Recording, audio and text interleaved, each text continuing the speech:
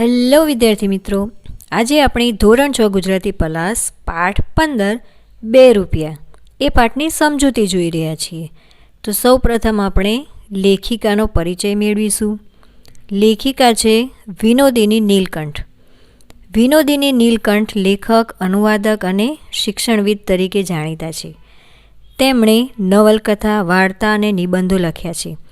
સરદાર, નિજાનંદ અને આરસીની ભીતર તેમના પુસ્તકો છે. તેમના અંગુલીનો સ્પર્શ પુસ્તકને પુરસ્કાર મળેલ છે.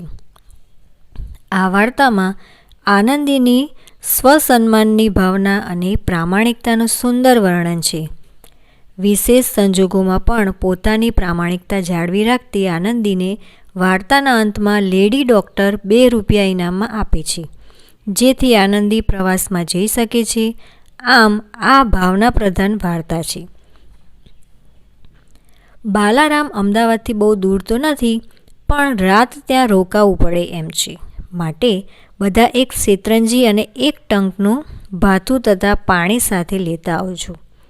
તો અહીંયા પ્રવાસે જવાની વાત છે અને રોકાવું પડે તેવું છે, તેથી એક ટંકનું એટલે કે એક સમયનું જમવાનું સાથે લઈ જવું અને શેતરંજી લઈ જવાની વાત કરે છે. આ ગાડીમાં જવાનું છે. શાળામાં મુખ્ય શિક્ષિકા અવંતિકાબેને પ્રાર્થનાના સમયે જાહેરાત કરી. પર્યટનનું નામ સાંભળી વિદ્યાર્થિનીઓ ખુશાલીમાં આવી ગઈ. તેમાં પણ 3જા ધોરણમાં ભણતી આનંદી તો બહુ જ હરખાઈ ગઈ, કારણ કે તે કદી આગગાડીમાં જ બેઠી ન હતી. છોકરીઓના અવાજ પછી મોટા બહેન બોલ્યા, દરેક જણ ₹2 લાવજો. આ પર્યટન ફરજિયાત નથી.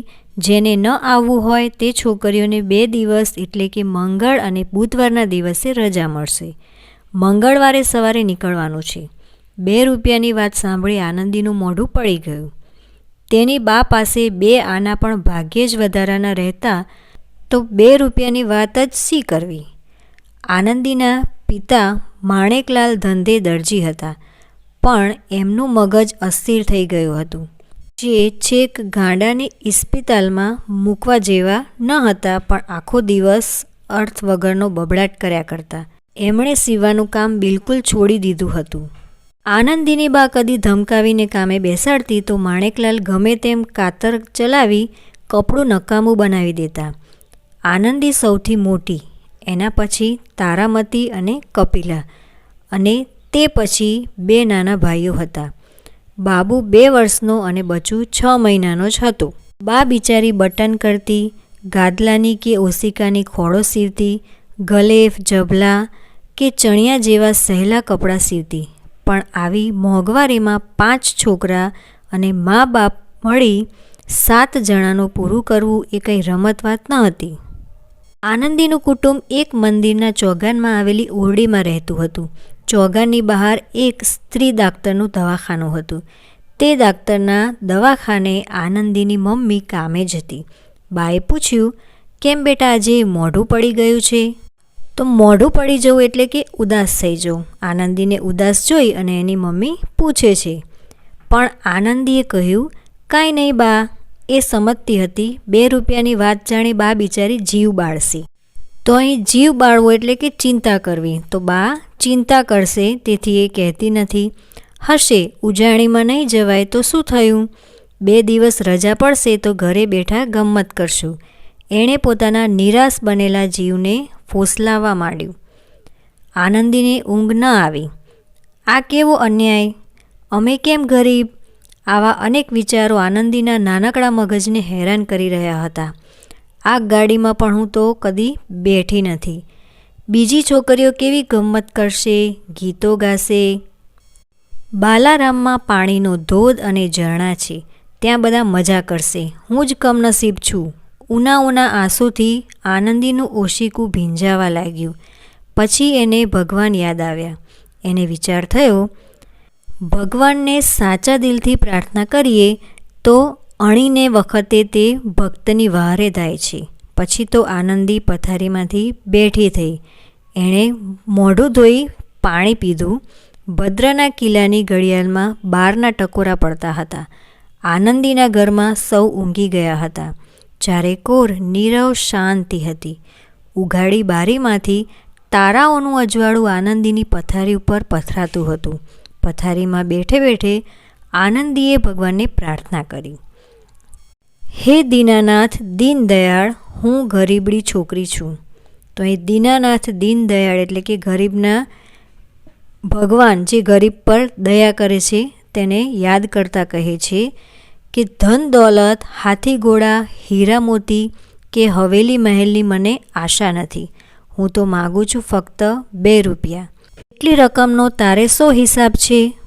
2 રૂપિયા ગમે તે રીતે અપાવે તો હે પ્રભુ તારો ઉપકાર નહીં ભૂલું.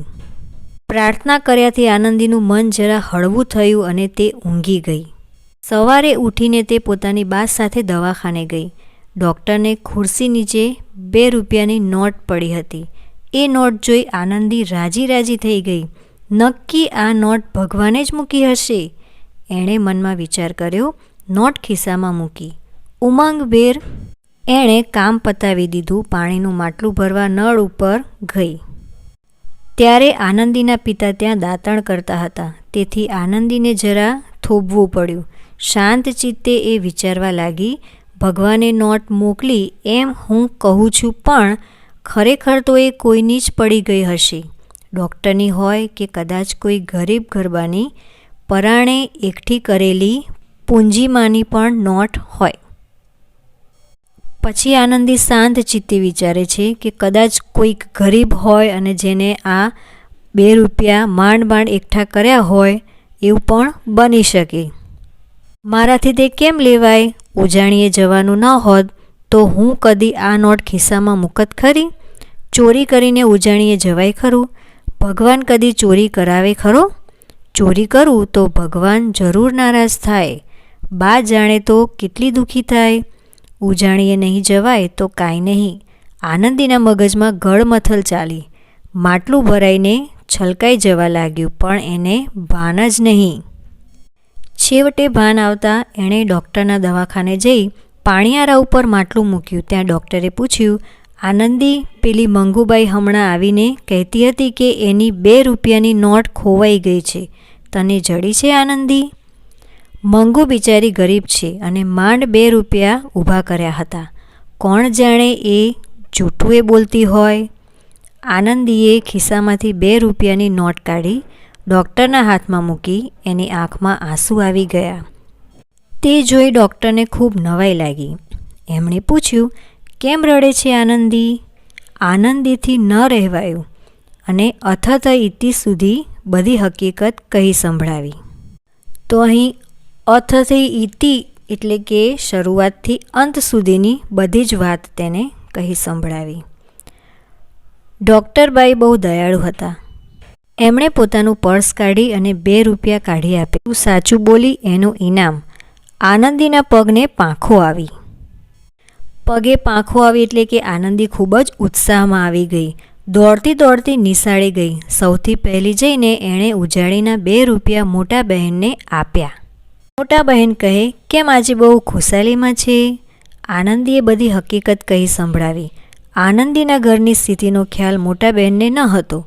એમણે આનંદીનું નામ ત્યાર પછી માફી વિદ્યાર્થીની તરીકે દાખલ કર્યું અને ચોપડીઓ, નોટબુક વગેરે પોતાના ખર્ચે આપવાનું નક્કી કર્યું. બાલારામને ઉજાણી થઈ. સૌને ખૂબ જ ગમ્મત પડી. પણ ભગવાનને જેને 2 રૂપિયાની નોટ મોકલી તે આનંદી જેટલો આનંદ બીજા કોઈને આવ્યો હશે ખરો? તો આપણે કહી શકીએ કે આનંદીએ ખરેખર સાચા હૃદયથી ભગવાનને પ્રાર્થના કરી અને ભગવાને પણ તેની પ્રાર્થના સાંભળી અને તેને 2 રૂપિયા કદાચ ભગવાને મદદ કરવા માટે જ મોકલ્યા હશે. તો આપણે પણ ભગવાનને સાચા હૃદયથી પ્રાર્થના કરીએ તો ભગવાન આપણી પ્રાર્થના ચોક્કસ સાંભળે છે. શબ્દાર્થ: ટંક નક્કી વેળા, જેમ કે ખાવાનો કે દોવાનો. ભાથું, ભાતું મુસાફરી કે કામના સ્થળે સાથે લીધેલું ખાવાનું. ઇસ્પિતાલ એટલે કે દવાખાનું અથવા હોસ્પિટલ. પૂંજી દોલત. ચિત્ત અંતઃકરણ. લક્ષ્ય ધ્યાન. પર્સ પાકીટ બટવો. દીનદયાળ ગરીબ પર દયા કરનારું. દીનાનાથ ગરીબનો બેલી, ગળમથલ મહેનત મથામણ. રૂઢિપ્રયોગ આપ્યા છે. હૈયું ભારે થવું, દુઃખનો અનુભવ કરવો, મોઢું પડી જવું, ઉદાસ થઈ જવું, જીવ બાળવો, ચિંતા કરવી, વહારે ધાવવું, મદદ કરવી, અથથી ઇતિ સુધી, પહેલેથી છેલ્લે, પગે પાંખો આવવી, ઉત્સાહમાં આવી જવું. શબ્દ સમૂહ માટે એક શબ્દ. એક જાતનું રંગીન કે ભાતીગળ પાથરણું. શેતરંજી. મંદિર ઇત્યાદિ સ્થળે નાસ્તા પાણી કે જમણ સાથે થતી ઉજવણી વનભોજન મિજબાની, જેને ઉજાણી કહે છે. તો અહીં આપણે આ પાઠની સમજૂતી પૂર્ણ કરી. સ્વાધ્યાયના પ્રશ્નો આપણે બીજા ભાગમાં જોઈશું. તો આ વિડીયો તમને કેવો લાગ્યો અમને જરૂરથી જણાવજો અને અમારી ચેનલને સબસ્ક્રાઈબ કરજો. ધન્યવાદ.